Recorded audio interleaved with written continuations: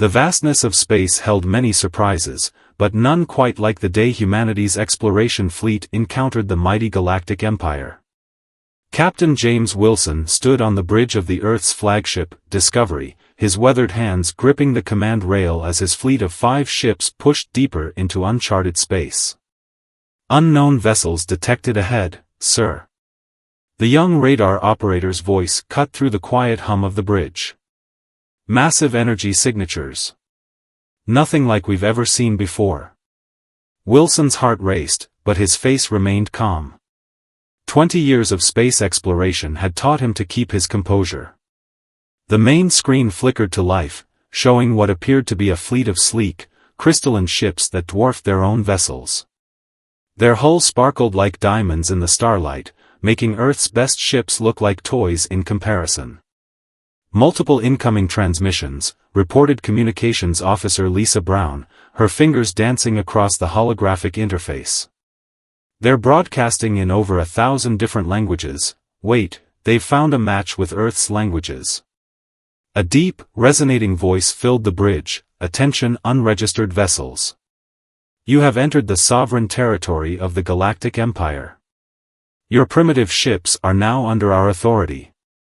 Prepare to be boarded for inspection and classification of your species." The crew exchanged nervous glances, but Captain Wilson's eyes narrowed. Humanity had fought too hard to reach the stars to be dismissed so easily. He straightened his uniform and pressed the communication panel. "This is Captain James Wilson of the Earth Exploration Fleet. We acknowledge your presence, but we do not acknowledge your authority over our vessels. We are an independent species conducting peaceful exploration. We welcome diplomatic dialogue, but we will not submit to boarding without proper diplomatic protocols." Silence filled the bridge. The Empire's ships loomed closer, their weapons ports clearly visible. Then something unexpected happened. The Empire's sensors detected a unique energy signature emanating from the human ships. "Captain," the Empire's voice returned, this time with a note of curiosity. "Our scans indicate your vessels are powered by controlled fusion reactions?" "Impossible. Such technology is deemed too unstable by Imperial standards." Wilson allowed himself a small smile. Humanity's breakthrough in fusion containment had been their greatest achievement. While other civilizations had abandoned fusion power as too dangerous, humans had embraced the challenge, perfecting it through sheer determination. "Not impossible," Wilson replied. "Just human engineering. Perhaps we have something to teach each other after all." The Empire's ships halted their approach.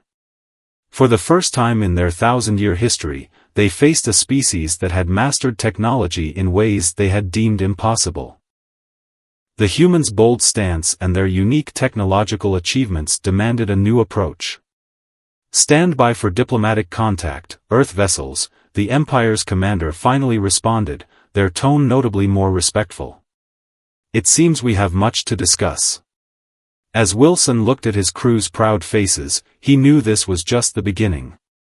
Humanity had earned its place among the stars not through overwhelming force, but through innovation and unwavering courage. The Galactic Empire was about to learn that humans were unlike any species they had encountered before. The first contact had been made, and the galaxy would never be the same. The diplomatic shuttle from the Empire's flagship approached the Discovery with graceful precision.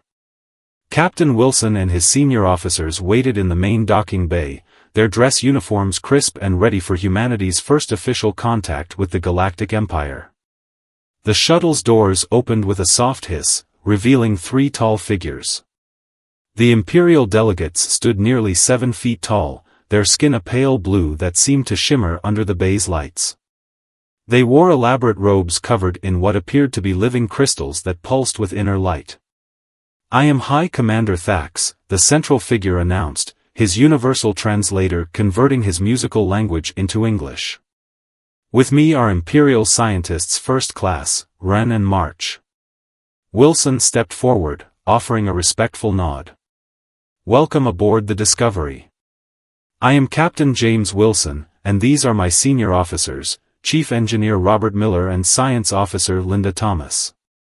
The Imperial delegates' eyes widened as they passed their scanning devices over the human ship's interior. "Fascinating," Scientist Wren muttered.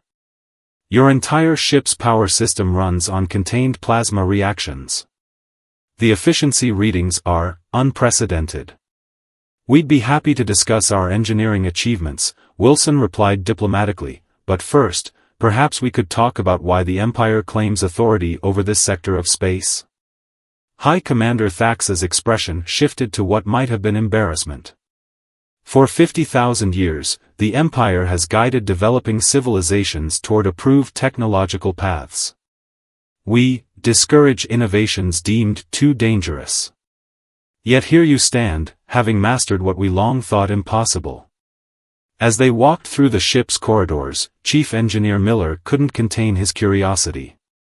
"Your ship's crystalline structure, it's like nothing we've ever seen. Some kind of living metal?" "Grown, not built," Scientist Marr explained proudly. "We seed asteroids with our crystal templates and let them develop over centuries. Nearly indestructible." "Centuries?" Miller whistled. "We built this fleet in under 5 years." The Imperial delegates stopped walking, their expressions a mixture of shock and disbelief. "Impossible," Thax breathed. "Such speed of construction would create fatal flaws." "Would you like to inspect our construction bay?" Wilson offered with a slight smile. "We maintain a full manufacturing facility aboard for repairs and improvements." The tour of the manufacturing bay left the Imperial scientists speechless. Humans had developed automated construction systems that could fabricate complex components in hours instead of years. What the Empire achieved through patience and natural growth, humanity had mastered through innovation and efficiency. "Your species is remarkable," High Commander Thax admitted as they gathered in the ship's conference room. "But you must understand our concern. Such rapid advancement, such powerful technologies, the Empire's purpose is to prevent civilizations from destroying themselves." Wilson leaned forward, his voice firm but respectful. "We understand your intentions, Commander. But humanity has learned to balance progress with responsibility. We don't need protection, we need allies." The Imperial delegates conferred quietly among themselves before Thax turned back to the humans. Perhaps it is time for the Empire to consider a new approach. Your species has shown that there may be more than one path to the stars." As the meeting concluded, both sides agreed to establish formal diplomatic relations. The Empire would recognize Earth's independence and right to exploration, while humanity would share their fusion technology in exchange for access to Imperial star charts and trade routes. Walking the Imperial delegates back to their shuttle, Wilson couldn't help but feel proud. In less than a day, humanity had gone from being an unknown species to potential partners with the galaxy's greatest civilization. Not through force or submission, but through the very qualities that defined humanity: innovation, determination, and the courage to challenge established limits. The real work was just beginning, and the stars held endless possibilities. 3 days into the diplomatic discussions between Earth and the Empire, alarms blared across both fleets. Captain Wilson rushed to the Discovery's bridge, where Officer Brown's face was pale with concern. "Multiple hostile ships just dropped out of faster-than-light travel, sir," she reported. "They're not Imperial vessels." The main screen showed 15 crewed but heavily armed ships approaching their position. Their hulls were scarred and patched, bearing no official markings. High Commander Thax's voice came through the communication channel. "Raiders," he said grimly. "They prey on developing worlds outside Imperial protection. They must have detected our gathering and assumed we found a vulnerable civilization." "How many raids have they conducted?" Wilson asked, his jaw tightening. "Hundreds. They strike quickly, stealing resources and technology. Many young civilizations have been destroyed before reaching the stars." Thax paused. Our ships require time to power up our crystal matrices. We cannot reach battle readiness for another 30 minutes. Wilson exchanged looks with his bridge crew. We don't need 30 minutes, he said firmly. Earth fleet, battle stations. Reactor crews, initiate fusion pulse sequence. The human ships moved with surprising speed, their fusion drives flaring to life instantly. The raiders, expecting easy prey, suddenly found themselves facing an unknown force that moved with deadly precision. "Sir, they're charging weapons," reported the tactical officer. "Energy readings suggest plasma-based artillery." Wilson allowed himself a small smile. "They're about to learn why you don't attack a species that mastered fusion power. Deploy pulse shields." The raiders fired first, their plasma weapons streaking through space. But instead of devastating the human ships, something extraordinary happened. The Discovery and its sister ships activated their experimental pulse shields, electromagnetic fields powered by their fusion reactors that could absorb and redirect energy attacks. "Shields holding at 90%, reported Chief Engineer Miller over the comm. The fusion reactors are actually gaining power from their attacks." "They're feeding us, Captain." The raiders' second volley met the same fate. Each blast they fired was absorbed by the human ship's shields, strengthening them instead of wearing them down. The Imperial observers watched in amazement as the supposedly primitive human fleet demonstrated technology that defied their understanding. "All ships," Wilson commanded, "initiate counterattack pattern Delta. Show them what Earth's finest can do." The human ships moved in perfect formation, their own weapons precisely targeting the raiders' engines and weapons systems. Unlike the crude plasma weapons used against them, the human ships fired concentrated fusion beams, pure energy that cut through the raiders' shields like paper. Within minutes, half the raider fleet was disabled, their engines dead in space. The remaining ships tried to retreat, but the human fleet's superior speed and maneuverability cut off their escape routes. "This is Captain Wilson to all raider vessels," he broadcast on all frequencies. "Your ships are disabled, and you face immediate destruction if you continue. Surrender now." The raiders, faced with technology they couldn't understand and tactics they couldn't counter, powered down their weapons. The entire battle had lasted less than 15 minutes. As Imperial shuttles moved to secure the disabled raiders, High Commander Thax contacted the Discovery. "In 50,000 years," he said, his voice filled with wonder, "we have never seen such an efficient defense system. Your ships don't just use fusion power, they have mastered it in ways we never imagined possible. Humanity learned long ago that the best defense isn't always a bigger weapon," Wilson replied. "Sometimes it's finding a way to turn your enemy's strength against them." The incident marked a turning point in human-imperial relations. The Empire had witnessed not just human technology, but their tactical thinking and efficiency in action. The raiders' attack had inadvertently revealed something crucial: humanity wasn't just capable of surprising innovations, they were ready to defend them. As the adrenaline of battle faded, Wilson knew that word of this encounter would spread quickly through the galaxy. Humanity had just announced its presence in the most dramatic way possible, and nothing would ever be the same. News of the battle spread through Imperial communication channels like wildfire. Within hours, the Discovery sensors detected multiple Imperial fleets converging on their position. Captain Wilson stood calmly on his bridge, watching as hundreds of crystal ships filled the viewing screens. "Captain," Officer Brown called out, "we're receiving a priority transmission from the Imperial capital itself." The main screen flickered to life, revealing an elderly Imperial figure wearing robes that seemed to be made of pure light. "I am Grand Overseer Rex of the Imperial Council," the figure announced. "Your encounter with the raiders has caused quite a stir among our people." Wilson noticed that despite the Overseer's diplomatic tone, the Imperial fleets were moving to surround the human ships. "We were simply defending ourselves and our new Imperial allies," he replied carefully. "Yes, about that alliance." The Grand Overseer's expression hardened. Many on the council are concerned. Your technological advancement rate is unprecedented. Some fear what humanity might achieve in a decade, or a century. High Commander Thax's ship moved between the human fleet and the nearest Imperial battle group. Grand Overseer, I must speak. These humans have shown not only innovation but wisdom. They could have destroyed the raiders, yet they chose mercy. The Empire has maintained peace for 50,000 years by controlling technological growth, Rex countered. Humanity's achievements, while impressive, represent a threat to that stability.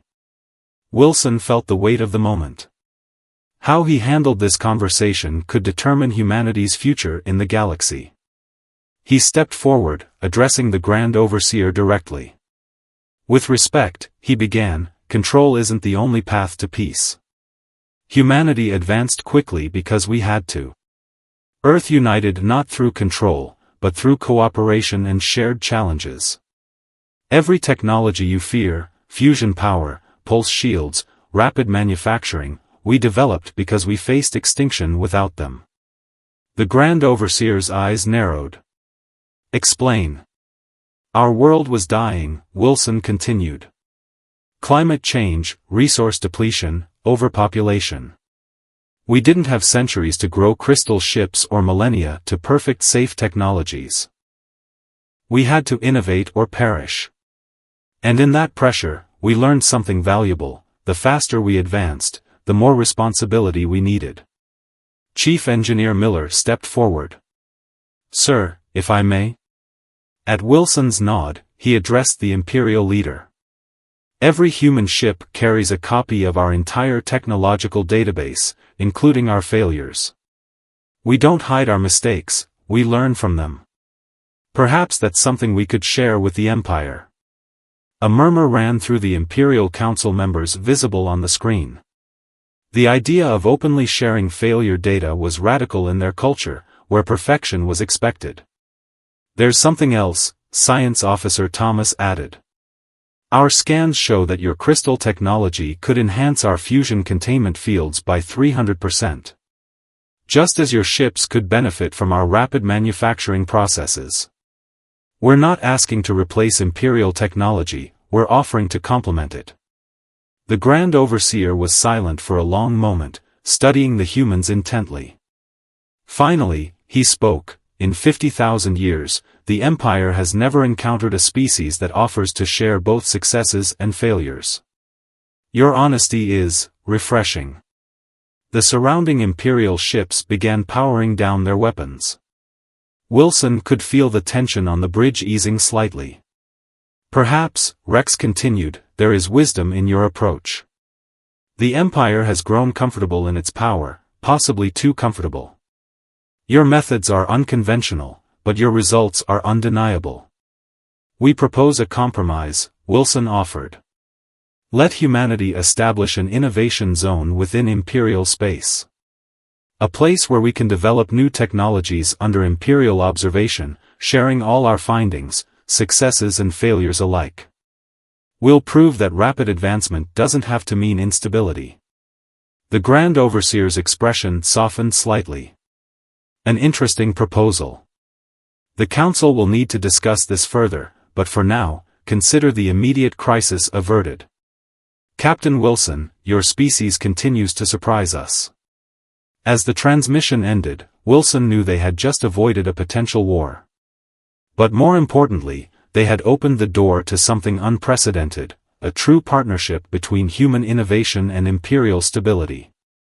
The galaxy was about to enter a new age, whether it was ready or not. 1 month after the tense standoff with the Imperial Council, the Discovery led a joint human-Imperial expedition to establish the first innovation zone. The chosen location was a massive asteroid belt in neutral space, rich with resources and far from major trade routes. Captain Wilson watched from the bridge as construction drones swarmed through space, their efficient movements a dance of human speed and Imperial precision. The humans had provided their rapid manufacturing technology, while the Empire contributed their crystal-growing expertise. Amazing how quickly they're adapting to each other, Chief Engineer Miller remarked, pointing to a screen showing human and Imperial engineers working together. "Look there, they're using our fusion welders to speed up the crystal seeding process. The Imperials said that should have taken weeks, but they'll have it done in hours." The first facility of the Innovation Zone was taking shape, a sprawling space station that combined human and Imperial design philosophies. Its core was built using traditional human materials and methods, while its outer layers were being grown from living crystal, creating a hybrid structure unlike anything seen before in the galaxy. "Captain," Officer Brown called out, "we're receiving an incoming transmission from the Imperial science vessel. It's scientist-run." The Imperial scientist's face appeared on screen, his usually calm demeanor replaced with excitement. "Captain Wilson, you must see this. The combination of your fusion technology with our crystal matrices, it's producing energy readings beyond anything in Imperial records." Wilson smiled at the scientist's enthusiasm. "I take it the experiment was successful?" "Beyond successful," Wren exclaimed. "By introducing fusion plasma into our crystal growth chambers, we've created crystals that can store and amplify energy. The applications are endless: faster ships, stronger shields, more efficient power systems." The news spread quickly through both fleets. What had started as a cautious experiment in cooperation was turning into a technological revolution. Imperial scientists were learning to think more creatively, while human engineers were discovering the benefits of patience and precision. But not everyone was celebrating. Wilson noticed a group of Imperial ships keeping their distance from the construction site. High Commander Thax's vessel approached the Discovery, and soon the commander's concerned face appeared on the main screen. "Captain, we may have a problem," Thax announced gravely. "Several Imperial houses are protesting the Innovation Zone. They fear it will disrupt the economic balance of the Empire. Some are calling for its immediate shutdown." Wilson had expected resistance. 50,000 years of tradition wouldn't change overnight.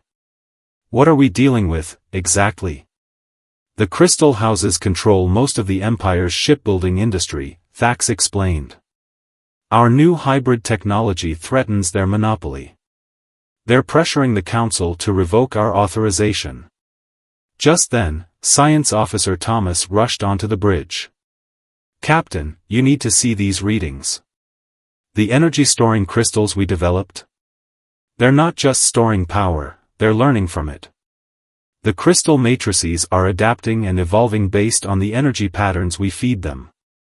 Wilson's eyes widened. This was beyond anything either humanity or the Empire had achieved alone. "Send this data to the Imperial Council immediately," he ordered. "And prepare a demonstration." Within hours, the Innovation Zone hosted its first official test. Before an audience of Imperial officials and human observers, the team activated a small crystal matrix infused with fusion energy. The crystal not only stored and amplified the power but began to optimize its own structure, becoming more efficient with each passing minute. "This is what partnership looks like," Wilson addressed the gathered observers. "Not humans teaching the Empire, or the Empire guiding humanity, but both of our species discovering something new together. This isn't just about technology, it's about proving that innovation and stability can coexist." As he spoke, the crystal continued to evolve, its glow brightening with newfound power. It stood as a symbol of what was possible when ancient wisdom met human determination, when control and creativity found their balance. The Innovation Zone was more than a place, it was becoming the birthplace of a new era in galactic history. The attack came without warning. 40 Imperial warships, bearing the colors of the traditional crystal houses, dropped out of faster-than-light travel around the Innovation Zone. Their weapon ports were already open, crystal cannons glowing with deadly intent. "All hands to battle stations," Captain Wilson ordered, his voice steady despite the crisis. The Discovery and its sister ships moved to protect the partially completed station, their fusion drives flaring to life. Behind them, High Commander Thax's loyal Imperial vessels formed a defensive line. "This is Lord Commander Vale of the Crystal Houses," a harsh voice broadcast across all channels. "This abomination ends now. The Empire has survived for 50,000 years without human chaos. We will not allow our traditions to be corrupted." Wilson watched as more ships appeared, civilian vessels fleeing the station, construction drones scrambling for safety. They had nearly 3,000 workers in the zone, both human and imperial. Their lives now hung in the balance. "Chief Engineer Miller," Wilson called over the internal comm, "what's the status of those new hybrid crystals we were testing?" "Ready for deployment, Captain," Miller replied. "But they're untested in combat conditions. We don't know how they'll react under stress. We're about to find out." Wilson opened a channel to all friendly ships. "All vessels equipped with the new hybrid crystal matrices, power up your systems. Let's show them what tradition and innovation can do together." The traditional house fleet opened fire, their crystal cannons launching devastating energy beams. But instead of the expected destruction, something remarkable happened. The defending ship's hybrid shields didn't just absorb the attacks, they processed them, adapted to them, grew stronger. "Impossible." Lord Commander Vale's voice cracked with disbelief. "No shield can withstand concentrated crystal fire." "That's your problem, Commander," Wilson responded calmly. "You're so convinced of what's impossible, you've stopped looking for what's possible. Officer Brown, show them what our hybrid ships can do." The human and loyal Imperial ships moved in perfect coordination, their hybrid crystal systems working in harmony with human fusion technology. Each shot from the traditionalists was absorbed, analyzed, and countered with devastating precision. The hybrid shields adapted with each exchange, becoming more efficient, more powerful. Science Officer Thomas's voice cut through the battle chatter. "Captain, the hybrid crystals are doing more than adapting, they're communicating. They're sharing defense patterns across the fleet, creating a coordinated shield network." The traditional house fleet found themselves facing an enemy that grew stronger with each attack. Their ancient tactics, unchanged for millennia, couldn't counter an opponent that evolved by the minute. "Lord Commander," Wilson broadcast, "look at your scanners. Your weapons aren't damaging us, they're making us stronger. This is what happens when you combine Imperial wisdom with human innovation. Stand down, and be part of this new future." But Vale wouldn't listen. "All ships, concentrate fire on their command vessel. Nothing can survive a combined crystal strike." The traditional fleet focused all their firepower on the Discovery. The space around the human ship lit up like a new sun as hundreds of crystal beams converged. For a moment, it seemed the ship would be vaporized. Then the light faded, revealing the Discovery untouched, surrounded by a crystalline shield that pulsed with absorbed power. The hybrid crystals had not only protected the ship but had grown into a beautiful latticework of energy and matter. "Final warning," Wilson announced. "Your weapons only make us stronger. The Empire is evolving, whether you accept it or not. Stand down, or we'll be forced to demonstrate just how much power your attacks have given us." The traditional fleet hung in space, their weapons hot but uncertain. They had come expecting to crush a threat to their way of life. Instead, they found themselves facing the future itself, and it was more magnificent than they had imagined. The battle for the innovation zone had become more than a fight for survival. It was a battle between the fear of change and the promise of evolution, between stagnation and growth.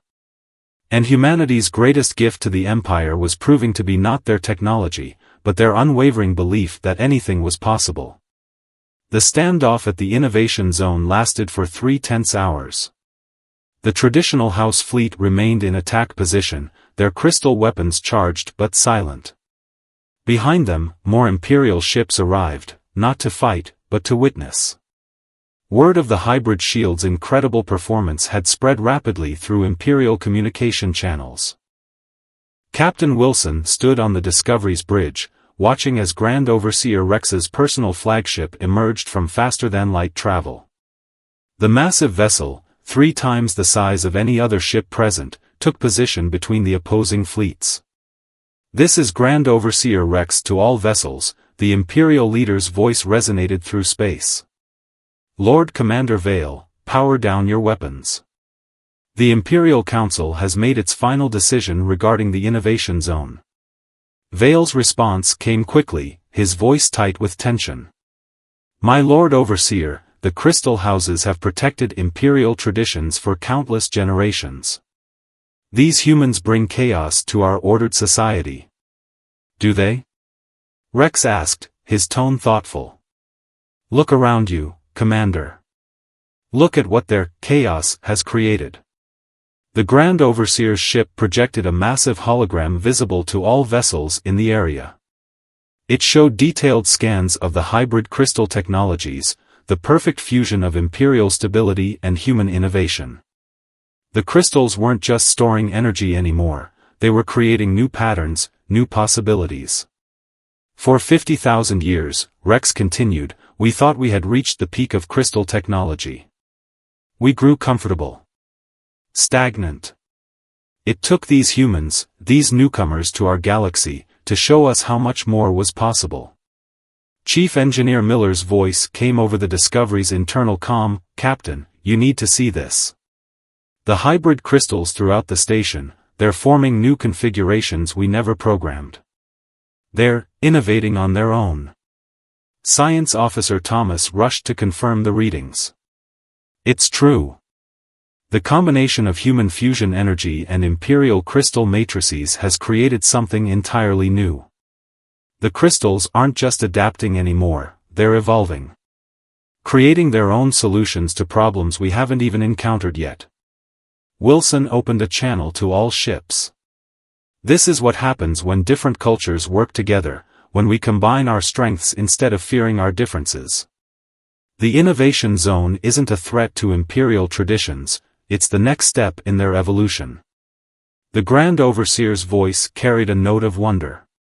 "The Council has reviewed all the data from the Innovation Zone. What we've seen here today proves that change and stability can coexist. In fact, they must coexist for true progress to occur." One by one, the traditional house ships began powering down their weapons. Lord Commander Vale's flagship held out the longest, but finally, its crystal cannons went dark. "The Imperial Council hereby declares the Innovation Zone a protected sector," Rex announced. "Furthermore, we are establishing similar zones throughout Imperial space. The age of isolation is over. The time has come for the Empire to grow again." As the tension of battle faded, something remarkable happened. The hybrid crystals throughout the station and on the ships began to glow with a new, harmonious light. Imperial and human crew members watched in awe as the crystals created beautiful, ever-changing patterns in space, a dance of light that symbolized the joining of two very different approaches to the universe. Captain Wilson smiled as he watched human and Imperial ships beginning to dock at the station, their crews eager to explore this new future together. "Officer Brown, send a message to Earth. Tell them that humanity has found its place among the stars." High Commander Thax's ship pulled alongside the Discovery.